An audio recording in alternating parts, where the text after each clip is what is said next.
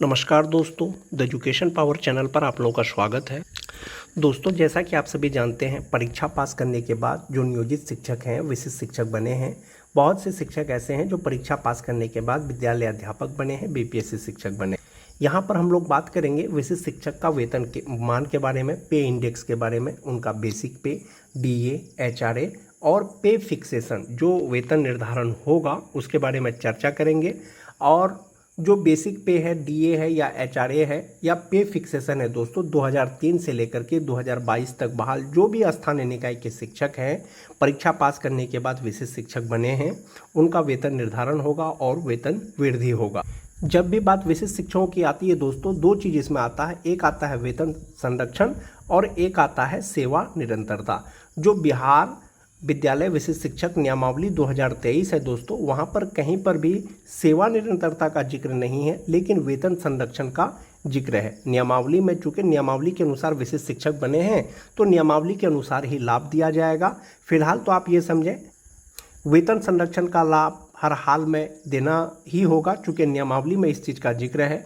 और सेवा निरंतरता का जहाँ तक बात है दोस्तों, इसके लिए कमेटी बनाया गया है। कमेटी अपना रिपोर्ट देगी, उसके आधार पर जो विशिष्ट शिक्षक है उसको सेवा निरंतरता मिलेगा या नहीं मिलेगा, इस पर निर्णय लिया जाएगा। यह आपको आने वाले समय में पता चलेगा।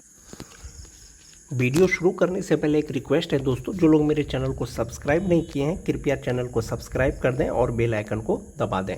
ये पहले का पत्र है दोस्तों, 28 फरवरी 2025 का ये पत्र है, शिक्षा विभाग के द्वारा जारी किया गया था दोस्तों। एक सवाल का जवाब देते हुए माननीय शिक्षा मंत्री के द्वारा लिखित में ये जवाब दिया गया था कि वस्तु स्थिति यह है कि अधिसूचना संख्या 2460 दिनांक 26 दिसंबर 2023 के कंडिका 9 के द्वारा विशिष्ट शिक्षकों को प्रोन्नति से संबंधित प्रावधान है, यानी विशिष्ट शिक्षकों को प्रोन्नति दिया जाएगा। बिहार विद्यालय विशिष्ट शिक्षक नियमावली 2023 के द्वारा स्थानीय निकाय शिक्षक से विशिष्ट शिक्षक बने शिक्षकों को पूर्ण वेतन संरक्षण का लाभ दिया गया है, यानी विशिष्ट शिक्षक को वेतन संरक्षण का लाभ दिया गया है दोस्तों। अभी भले ही कम मूल वेतन पे उनको वेतन मिल रहा है, जब कभी भी वेतन निर्धारण होगा तो उनको बढ़ा हुआ वेतन होगा मिलेगा, और बढ़ा हुआ वेतन और जो कम वेतन है उसका जो अंतर होगा वो एरियर के रूप में मिलेगा। जो मोस्ट इम्पोर्टेंट चीज़ है दोस्तों इसमें यह है कि चूंकि स्थानीय निकाय शिक्षक पंचायती राज एवं नगर निकाय के शिक्षक हैं, जबकि विद्यालय अध्यापक एवं विशिष्ट शिक्षक राजकर्मी के श्रेणी के तहत आते हैं, जिस कारण 8 वर्षों की सेवा का अनुभव पूर्ण करने वाले स्थानीय निकाय शिक्षकों को अगले पे मैट्रिक्स में प्रोन्नति देने एवं शिक्षकों के वर्षों के कार्यानुभव के लिए लाभ देने हेतु कोई भी प्रस्ताव विभाग के समक्ष विचाराधीन नहीं है। इसमें मोस्ट इंपोर्टेंट चीज़ ये है दोस्तों, इसमें कहा गया है कि स्थानीय निकाय शिक्षक वो पंचायती राज के शिक्षक हैं, जबकि विद्यालय अध्यापक और विशिष्ट शिक्षक ये राजकर्मी के श्रेणी के हैं। यानी विद्यालय अध्यापक और विशिष्ट शिक्षक क्या है, राजकर्मी है, यानी परीक्षा पास करने के बाद विशिष्ट शिक्षक बने हैं, परीक्षा पास करने के बाद विद्यालय अध्यापक बने हैं और वे राजकर्मी श्रेणी के तहत आते हैं। जहाँ तक बात वेतन का है दोस्तों, मूल वेतन का है, विशिष्ट शिक्षकों का जो फिटमेंट मैट्रिक्स टेबल है, यानी जो वेतन का जो टेबल है दोस्तों वो यही टेबल है। यानी 1 to 5 का जो स्टार्टिंग बेसिक पे है वो 25,000 रुपया है, 6 to 8 का जो है वो 28,000 है, 9-10 का 31,000 है, 11-12 का 32,000 है। ये जो बेसिक पे है, ये जो सैलरी इंडेक्स है दोस्तों, बीपीएससी शिक्षक का भी सेम सैलरी इंडेक्स है। फर्क इतना है, जो स्थानीय निकाय के शिक्षक परीक्षा पास किए हैं, नियमावली के कंडिका 8 के अनुसार उन्हें वेतन संरक्षण मिलेगा। इसमें दिया गया है कि विशिष्ट शिक्षक स्थानीय निकाय नियमावली 2020 के तहत उन्हें प्रदान किए गए पूर्ण वेतन संरक्षण यानी पे प्रोटेक्शन प्राप्त करेंगे। यानी नियोजित रहते हुए उनका जो मूल वेतन था, बेसिक पे था, वो विशिष्ट शिक्षक बनने के बाद उनका कम नहीं होगा। इसके अलावा इस नियमावली के प्रभावी होने पर उनका वेतन फिटमेंट मैट्रिक्स के अनुसार देय होगा। अन्य भत्ते राज्य सरकार की प्रचलित दरों के अनुसार महंगाई भत्ता, मकान किराया भत्ता, चिकित्सा भत्ता आदि उसको दिया जाएगा। और विशिष्ट शिक्षकों के लिए एक फिटमेंट मैट्रिक्स टेबल दिया गया है। इस फिटमेंट मैट्रिक्स टेबल के अनुसार जो स्टार्टिंग बेसिक पे है 25,000, 1 to 5 का, 6 to 8 का 28,000, 9-10 का 31,000, 11-12 का 32,000, इसी के आधार पर फिलहाल विशिष्ट शिक्षकों को वेतन का भुगतान किया जा रहा है। वेतन निर्धारण की प्रक्रिया शुरू हो गई है दोस्तों। जैसा कि आप सभी जानते हैं, राज्यकर्मियों को HRMS पोर्टल के द्वारा वेतन का भुगतान किया जाता है। वेतन निर्धारण के लिए जो विशिष्ट शिक्षकों का बेसिक पे का चार्ट था, ये वाला चार्ट जो था वो HRMS पोर्टल पर अपडेट नहीं किया गया था, यानी कि सभी जो बेसिक पे है, मूल वेतन है, उस पर शो नहीं कर रहा था, जिसके कारण से HRMS पर वेतन निर्धारण करने पर दिक्कत हो रहा था, समस्या आ रही थी। अब उसका निराकरण कर दिया गया है दोस्तों। सभी बेसिक पे को HRMS पोर्टल पर अपडेट कर दिया गया है। अब जो है विशिष्ट शिक्षकों का वेतन निर्धारण होगा ये फिटमैन मैट्रिक्स टेबल के अनुसार कि किसका बेसिक पे कहां पर फिट आएगा, और इसी के आधार पर वेतन निर्धारण होगा, और जो अंतर वेतन होगा वो एरियर के रूप में मिलेगा। एक ये चीज हो गया दोस्तों।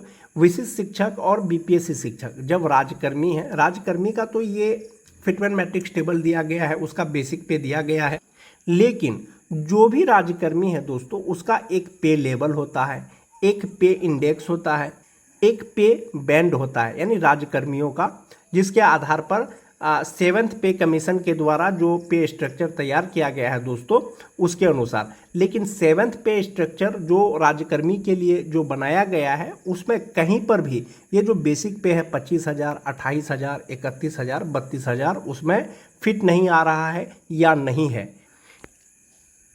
आने वाले समय में आपको पता चलेगा दोस्तों कि विशिष्ट शिक्षक, विद्यालय अध्यापक जो राज्यकर्मी हैं, अन्य राज्यकर्मियों के जैसा, इनके लिए पे लेवल होगा या नहीं होगा, 7th पे कमीशन का लाभ मिलेगा या नहीं मिलेगा, या 8th पे कमीशन का लाभ मिलेगा या नहीं मिलेगा। जहां तक बात 7th पे कमीशन का है दोस्तों, 7th पे कमीशन का जो स्टार्टिंग बेसिक पे है वो 25,500 से है, और ये लेवल 4 में आता है, ये लेवल 4 में आता है। जो 6 to 8 का बेसिक पे 28,000 रुपया है दोस्तों, 28,000 रुपया आप देखेंगे यहाँ पर कहीं पर भी नहीं आ रहा है, वो लेवल 5 में 29,200 रुपया होता है। इसी तरह से 9-10 का, इसी तरह से 11-12 का वो बेसिक पे बढ़ता जाता है। जब आने वाले समय में यदि आपको 7th पे कमीशन का लाभ दिया जाएगा दोस्तों, आपका बेसिक पे यही लेवल 4, लेवल 5, लेवल 6, लेवल 7 में जहाँ पर फिट आएगा वो आपको पे स्ट्रक्चर के आधार पर, बेसिक पे के आधार पर वो आपको वेतन मिलेगा। ये जो बेसिक पे हो जाएगा उसके बाद जो DA है, महंगाई भत्ता है, जो भी हो 55%, 58% जो उस समय का होगा वो जोड़ के मिलेगा। HRA जो भी होगा 7.5%, 10%, उसके आधार पर वो आपको कैलकुलेट करके मिलेगा। लेकिन 7th पे कमीशन का अगर लाभ दिया जाएगा दोस्तों, जो 1 to 5 के शिक्षक हैं उनका जो पे स्ट्रक्चर यानी बेसिक पे जो फिट बैठेगा वो लेवल 4 में बैठेगा, जो 6 to 8 के हैं लेवल 5 पे बैठेगा, इसी तरह से लेवल 6, लेवल 7 यानी 9, 10, 11, 12 का होगा। तो ये 7th पे स्ट्रक्चर है दोस्तों। इसके आधार पर फिलहाल विशिष्ट शिक्षक और BPSC शिक्षकों को बेसिक पे नहीं दिया जा रहा है। जहां तक बात वेतन विसंगति का है दोस्तों, विशिष्ट शिक्षकों का जो वेतन है उसमें विसंगतियां हैं, जैसे वेतन निर्धारण नहीं हो पाया है। जो 2003 के शिक्षक परीक्षा पास करने के बाद विशिष्ट शिक्षक बने हैं उनको भी 25,000 बेसिक पे के आधार पर वेतन मिल रहा है। जो 2022 के शिक्षक हैं उनको भी 25,000 बेसिक पे के आधार पर मिल रहा है। तो ये विसंगतियां हैं दोस्तों। जब वेतन निर्धारण हो जाएगा संभवतः सबका वेतन जो है बढ़ जाएगा, अलग अलग हो जाएगा। ये क्या है दोस्तों कि BPSC शिक्षक सीनियर होंगे या विशिष्ट शिक्षक सीनियर होंगे। जो BPSC TRE 1 पास करके जो विद्यालय अध्यापक बने हैं दोस्तों, उनको 2 इंक्रीमेंट मिलना चाहिए। 2 इंक्रीमेंट के साथ में उनका जो बेसिक पे होगा वो 26,000 समथिंग होना चाहिए। जबकि जो विशिष्ट शिक्षक हैं फिलहाल 25,000 या एक इंक्रीमेंट के साथ में 25,750 के आधार पर उनको वेतन मिल रहा है। जो 2022 के शिक्षक हैं एक इंक्रीमेंट अगर उनका जोड़ेंगे तो 25,750 रुपया ही बेसिक पे होता है, जबकि BPSC TRE 1 वाले का 26,250 रुपया होता है, जो कि 25,750 रुपया से ज़्यादा है। अगर विशिष्ट शिक्षक सीनियर होंगे दोस्तों, संभवतः जो विद्यालय अध्यापक है TRE 1 वाले, उससे जो है बेसिक पे विशिष्ट शिक्षकों का ज़्यादा होगा। ये आपको आने वाले समय में पता चलेगा दोस्तों, विभाग इस पर क्या निर्णय लेती है। जो कमेटी अपना रिपोर्ट सौंपेगी वरीयता निर्धारण वाला कि विद्यालय में शिक्षकों का वरीयता किस प्रकार से होगा, सेवा निरंतरता दिया जाएगा या नहीं दिया जाएगा, प्रोन्नति कैसे होगा, इसके आधार पर जब कमेटी अपना रिपोर्ट सौंपेगी उसके आधार पर निर्णय लिया जाएगा। बार बार जो वेतन संरक्षण का हम लोग चर्चा करते हैं दोस्तों, वेतन संरक्षण मतलब हुआ कि जो आपका बेसिक पे नियोजित रहते हुए होता उससे आपका बेसिक पे कम नहीं होना चाहिए। एक ये डेटा बनाया गया है दोस्तों, जैसा कि आप देख पा रहे होंगे, जो जनवरी में 2003 के जो नियोजित शिक्षक हैं, जो नियोजित हैं, उनका बेसिक पे जनवरी में 31,340 रुपया है। इसमें डीए 55%, एचआरए, मेडिकल लगा करके 3600 रुपया उनका ईपीएफ अकाउंट में जमा होने के बाद जो ग्रॉस सैलरी होता है वो 52,944 रुपया होता है, और इनहैंड सैलरी उनको 49,344 रुपया मिलता है जो नियोजित हैं। जो विशिष्ट शिक्षक बन गए हैं दोस्तों, वेतन निर्धारण होगा, सैलरी फिक्सेशन होगा। तो जो 2003 के शिक्षक हैं, वेतन संरक्षण के अनुसार उनका बेसिक पे 31,670 रुपया हो जाएगा। ध्यान रहे दोस्तों, इसमें सिर्फ और सिर्फ वेतन संरक्षण का बात किया गया है, सेवा निरंतरता का बात नहीं किया गया है। जब सेवा निरंतरता से आप जोड़ेंगे तो आपका वेतन और बढ़ जाएगा, तो 31,670 रुपया हो जाएगा वेतन निर्धारण के साथ में। इसमें डीए, एचआरए, मेडिकल लगा करके जो ग्रॉस सैलरी होगा उनका 58,515 रुपया होगा, और इनहैंड सैलरी 46,734 रुपया होगा। तो आपका जो वेतन निर्धारण होने के बाद जो इनहैंड सैलरी मिलेगा वो 46,734 रुपया मिलेगा। फिलहाल जो भी आपको वेतन मिल रहा है वो 25,000 या 25,750 रुपया के आधार पर ही मिल रहा है। जो 2006 के शिक्षक हैं, जो नियोजित हैं, उनका बेसिक पे अभी 30,420 रुपया है। इसमें डीए, एचआरए, मेडिकल और 3600 रुपया उनका ईपीएफ अकाउंट में कटने के बाद जो ग्रॉस सैलरी होता है वो 51,472 रुपया होता है, जबकि इनहैंड सैलरी उनको 47,872 रुपया मिलता है। जो विशिष्ट शिक्षक हैं दोस्तों, उनका वेतन निर्धारण हो जाएगा तो 30,750 रुपया उनका बेसिक पे होगा। इस पे डीए, एचआरए, मेडिकल लगा करके, और उनका जो एनपीएस अकाउंट में जमा होगा दोस्तों वो 11,439 रुपया हो जाएगा। जो मेन डिफरेंस है दोस्तों वो आपको यहीं पर है। जो नियोजित हैं उनका मात्र 3600 रुपया जमा होता है भविष्य के लिए, जबकि जो राज्यकर्मी बन गए परीक्षा देने के बाद उनका 11,439 रुपया जमा होगा। ग्रॉस सैलरी होगा 56,844 रुपया, और इनहैंड सैलरी हो जाएगा 45,405 रुपया। जो 2010 के शिक्षक हैं दोस्तों, जो नियोजित हैं, विशिष्ट शिक्षक नहीं बने हैं, 29,530 रुपया उनका बेसिक पे है। इस पर जो भी डीए है 55%, एचआरए, मेडिकल लगा करके 3600 रुपया कटने के बाद जो ग्रॉस सैलरी है वो 50,049 रुपया है, और इनहैंड सैलरी 46,449 रुपया है। जो विशिष्ट शिक्षक बन गए हैं, जब वेतन निर्धारण हो जाएगा तो उनका जो हो जाएगा वो 29,850 रुपया बेसिक पे हो जाएगा। इसमें डीए, एचआरए, मेडिकल लगा करके, और इनका जो एनपीएस अकाउंट में जमा होगा वो 11,104 रुपया होगा दोस्तों, जो कि ये 3600 से बहुत ज़्यादा है। ग्रॉस सैलरी होगा 55,208 रुपया, और इनहैंड सैलरी उनका हो जाएगा 44,104 रुपया, जो 2010 के हैं। अब बात कर लेते हैं दोस्तों, जो टीटी पास शिक्षक हैं, मोस्ट इंपोर्टेंट, चाहे वो 2013 के जनरल टीटी पास हो, चाहे वो 2016 के उर्दू टीटी पास हो। जो नियोजित हैं उनका बेसिक पे 27,010 रुपया है। इसमें 55% डीए, 5% एचआरए, 1,000 रुपया मेडिकल लगा करके 3600 रुपया उनका ईपीएफ में जमा होने के बाद जो ग्रॉस सैलरी होता है वो 46,017 रुपया होता है, और इनहैंड सैलरी उनको 42,417 रुपया मिलता है। जो टीटी पास शिक्षक हैं, जो विशिष्ट शिक्षक नहीं बने हैं। जो विशिष्ट शिक्षक बन गए हैं, वेतन निर्धारण होगा अक्टूबर में, तो उनका बेसिक पे होगा 27,320 रुपया। इस बेसिक पे के आधार पर उनको वेतन निर्धारण होगा। इसमें जब डीए जोड़ देंगे, एचआरए जोड़ देंगे, मेडिकल जोड़ देंगे, तो उनका ग्रॉस सैलरी हो जाएगा 50,610 रुपया, और इनका एनपीएस में जो जमा होगा वो 10,163 रुपया होगा।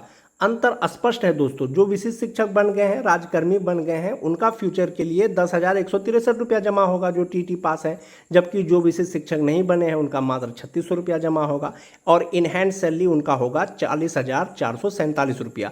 यहाँ पर आपको 2,000 सैलरी का डिफरेंस दिख रहा होगा कि 2,000 इनहैंड सैलरी कम हो गया, लेकिन आप यहाँ पर देखेंगे तो यहाँ पर आप क्या देखेंगे, ये देखेंगे कि 3600 से सीधा 10,000 रुपया जमा होगा। जो 2022 के शिक्षक हैं, वेतन संरक्षण के साथ उनका जो इनहैंड सैलरी होता है वो 38,180 रुपया होता है। जो नियोजित हैं उनका ग्रॉस सैलरी 38,960 रुपया होता है, और इनहैंड सैलरी 35,360 रुपया होता है।